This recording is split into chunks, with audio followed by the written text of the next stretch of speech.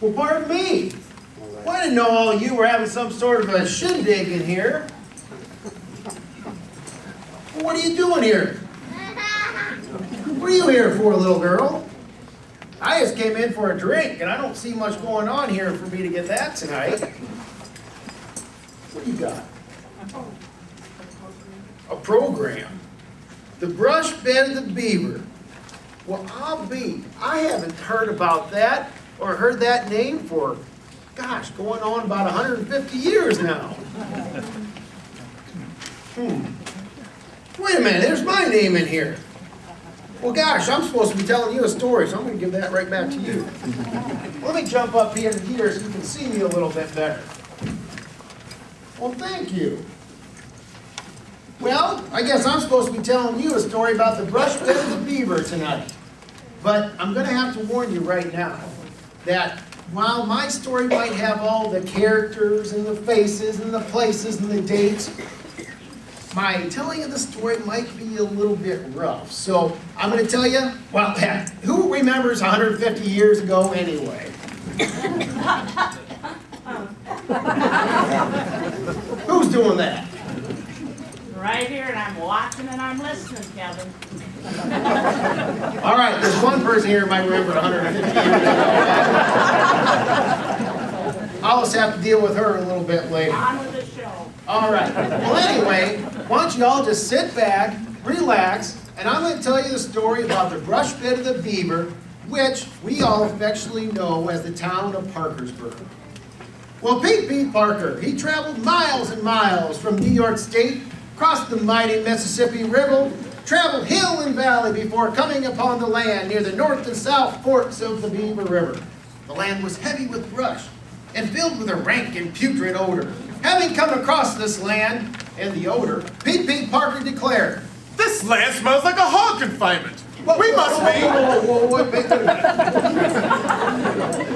minute. Pete, I think you're about 150 years in front of your time, so why don't you just try that one again?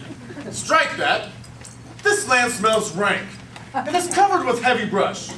We must be in the land known as the brush bed of the Beaver. Very good. Having access to the river and the rich land for planting, Pete Parker made his home down by the Riverside.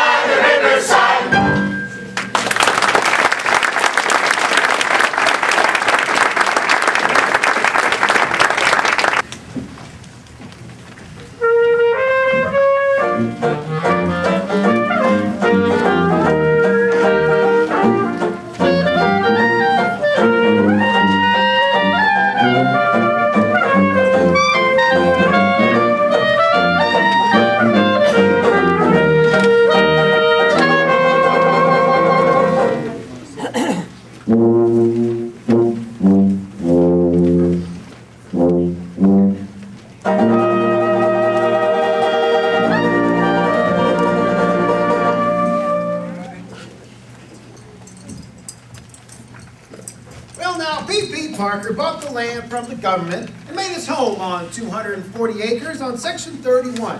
However, there was no official name to that area in which he had settled. So having contacted the government, he wrote, Dear Government of the United States of America, I would like to name the parcel of land on which I have settled and the surrounding area, with Albion Township being prominent and becoming more populous. I request the name of Albion, Iowa be given to the land that the settlers know as the brush bed of the Beaver. Respectfully submitted, P.P. Parker. Very good. Well, having checked their records, the government sent correspondence to Mr. Parker. Well, golly, Mr. Parker.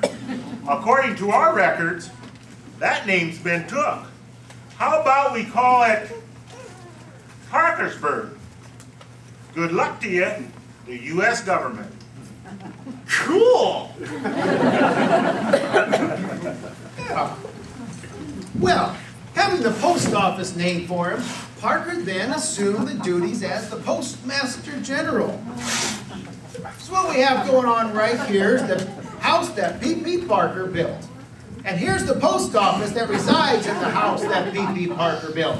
And here's a stagecoach that stops at the post office in the house that P.P. Parker built. And here's 6 letters that are carried by the stagecoach that stops at the post office that resides in the house that P.P. Parker built. Well, having had that same routine for 6 long years, and of course there's the onset of the Civil War, P.P. Parker decided to hand over the task of postmaster to Stephen Morse, who just happened to live 1/2 mile to the east of the Parker farm. And so, what we have going on here is the house that Stephen Morse built. And now, here's the post office that resides in the house that Stephen Morse built. And of course, don't forget, P.P. Parker's house, which is a 1/2 mile west of the post office, and now resides in the house that Stephen Morse built.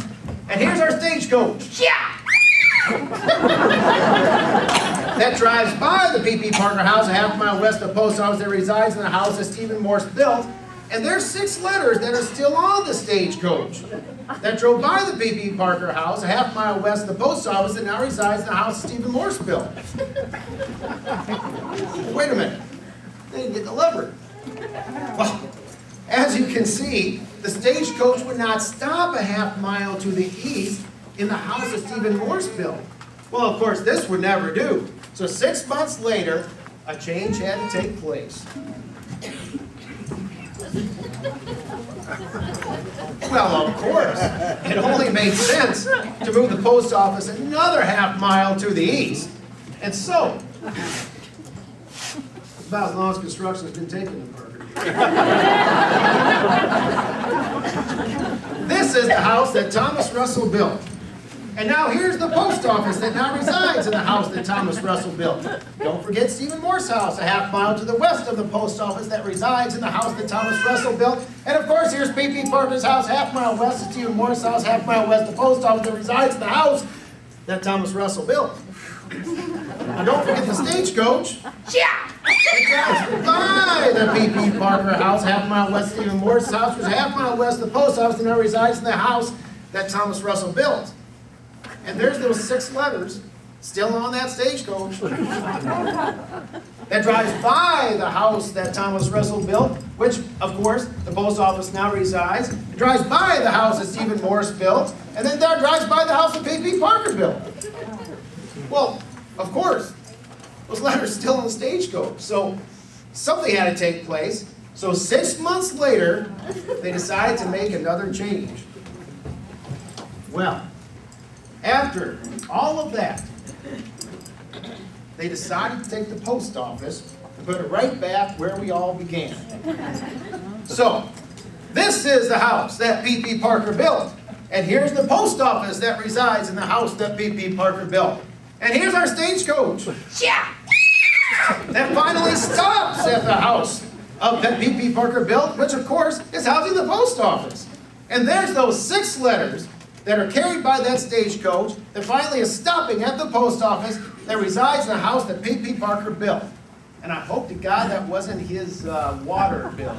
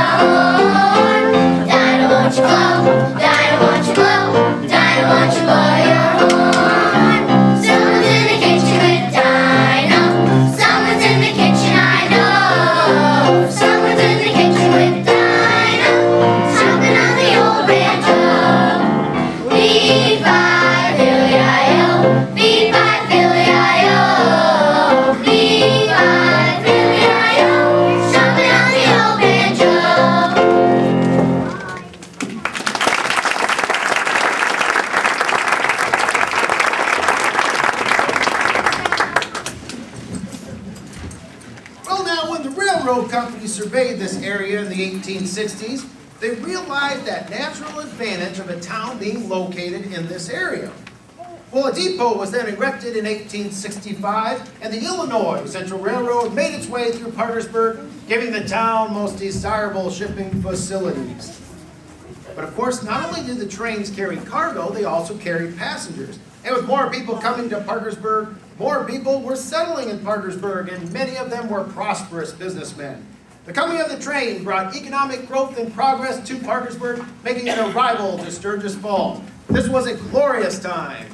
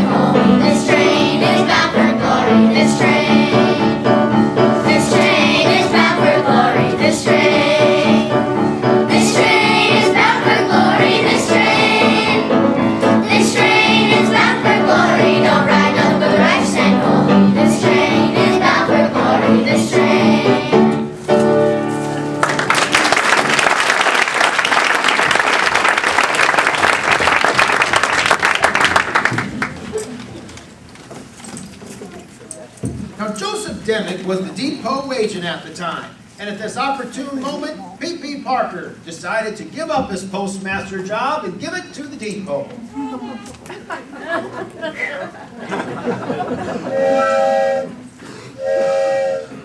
Well, it sounds like the train's coming in. Let's see who's riding the rails today. Oh, good day, Mrs. Bush. Mr. Bush. The train is supposed to be here at 3:13. It is 3:33. Will you get after those conductors and get them to do it right? Oh my, that was Mrs. Bush and Mr. Bush. Mrs. Bush is one of the elementary teachers. And you know how those people can be. I'm just glad I'm not one of them educated people, I can tell you that. We're going to meet her a little bit later. Excuse me, sir. I've come to town to surprise my sister. Where might I find a trinket or a bauble for my dearest sissy? Oh, right across the road over there, there's a pretty good little store. All right. Also, where might I find a stiff drink in this town? Oh, if you want one of those, I think you're going to have to go down here and try the Robber's Roost. But if you go there, I'd watch my back. And my front. Oh, and my top.